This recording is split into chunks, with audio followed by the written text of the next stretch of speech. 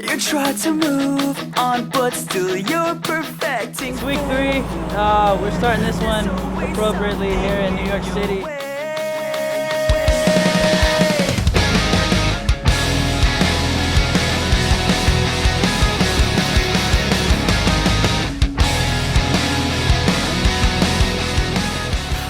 The New York show was great, always hectic. Every time we go to the city, we try to take advantage of what we could do and who we can see. So it's always like a really crazy night, but this time around is a lot of fun. It was a cram fest that night of that show. Highline Ballroom sold out and we had an amazing time.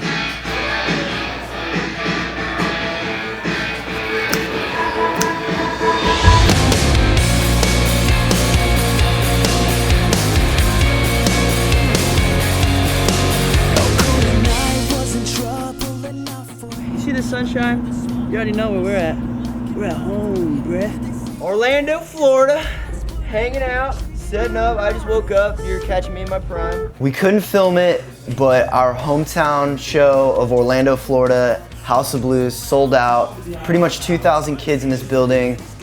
Best show of the tour so far. If you were to see it, you would see us with really big smiles, having a lot of fun. It's been about 7 years since we played our first show in Orlando, so over time people have seen us grow up, and finally, you know, people are backing us like we back our own music. It's always a different vibe, you know, going into your home, knowing, you know, we're from here, and some of these kids have seen us like 20 times, you know, it's crazy.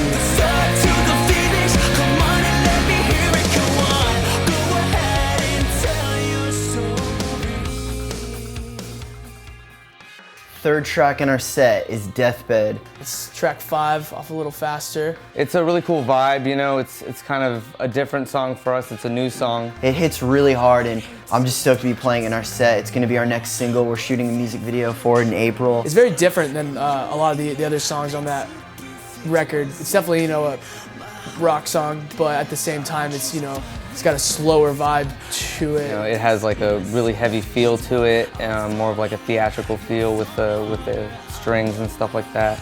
Man, it's just basically about coming to, it sounds morbid, deathbed, but coming to the end of you know, a certain situation, whether it be the loss of a loved one, a breakup, you know, anything that's kind of very just significant as tragedy in your life. And being stuck at that point and holding on to that, it's just by the bridge of the song, it kind of explains like getting up and moving past it. So it's a very hopeful song, and we like to play it third because it kind of gets a little bit more of our Therefore Tomorrow hopeful sense and a little bit deeper sense in there. I think kids really catch on and sort of like get sucked in at that point of the set. Keep an eye out for Deathbed. Backbone, the 4th song in the set on this tour. Do you like to dance? Backbone is your song.